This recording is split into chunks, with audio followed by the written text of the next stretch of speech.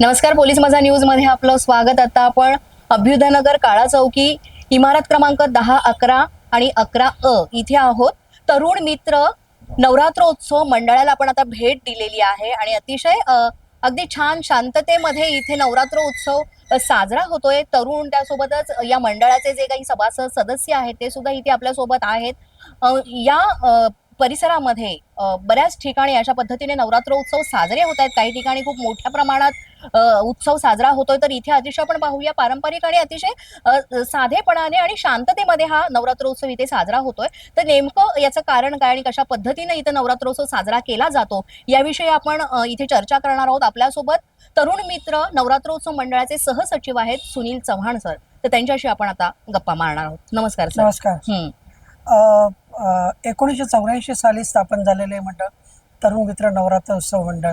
खरं तर त्यावेळेला हे मंडळ ज्यावेळेला स्थापन झालं ते केवळ कुठला तरी उत्सव साजरा करायचा, उत्साहासाठी उत्सव आणि उत्सवासाठी मग नवरात्र उत्सव, एवढ्या साध्या समीकरणातनं हे मंडळ स्थापन झालं।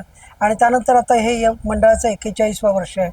अतिशय उत्तम पद्धतीने या ठिकाणी हा नवरात्र उत्सव सर्व धर्मियांच्या उपस्थितीमध्ये साजरा केला जातो। म्हणजे इथे मराठी तर आहेत, बहुसंख्य मराठी आहेत, अमराठी लोकसुद्धा आहेत, उत्तर प्रदेशात त्या साईडचे आहेत, गुजराती आहेत, जैन आहेत, काही आमचे इकडचे मुस्लिम बांधवसुद्धा आहेत। पण हे सगळे आम्ही एकत्र मिळून हा उत्सव साजरा करतो।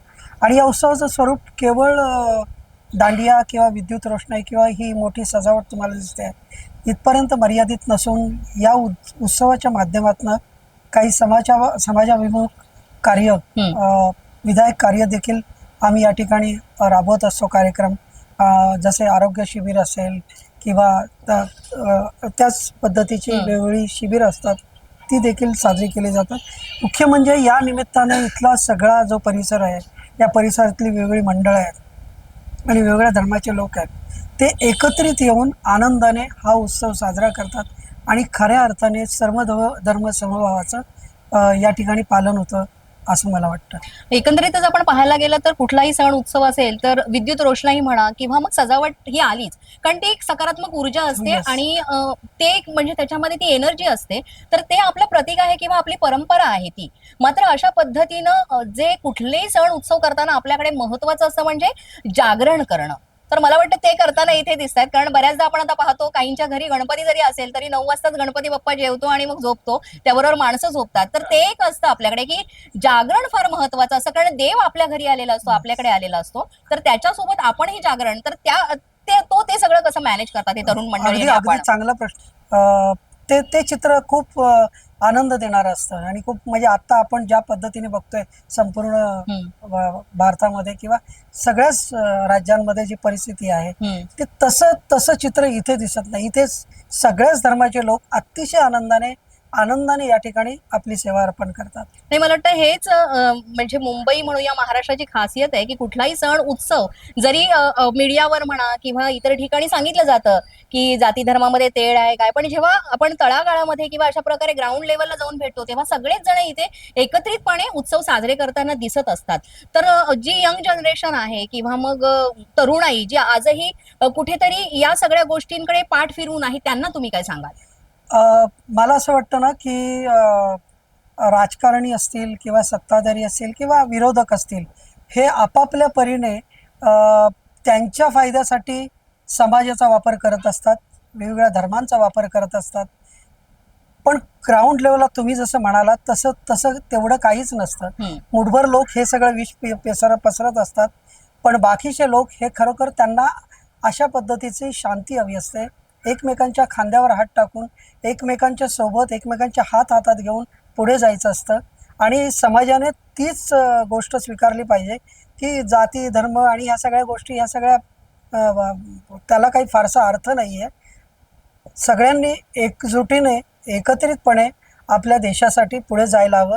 आणि हे आमचे सचिव आहेत रमेश मोहिते, गेली जवळजवळ 35 वर्ष ते या मंडळाचे सचिव आहेत आणि ते म्हणजे हे आमचं खरं तर नेतृत्व आहे। आणि दुसरे आमचे अध्यक्ष जयसिंग भोसले आज ते म्हणजे इथे उपस्थित नाही आहेत कुठल्या बाहेरच्या कार्यक्रम, कारण ते राज्य म्हणजे काय म्हणतात सक्रिय पक्षीय राजकारणामध्ये सुद्धा सक्रिय आहेत, त्यामुळे ते आज त्या कार्यक्रमामुळे नाही आहेत।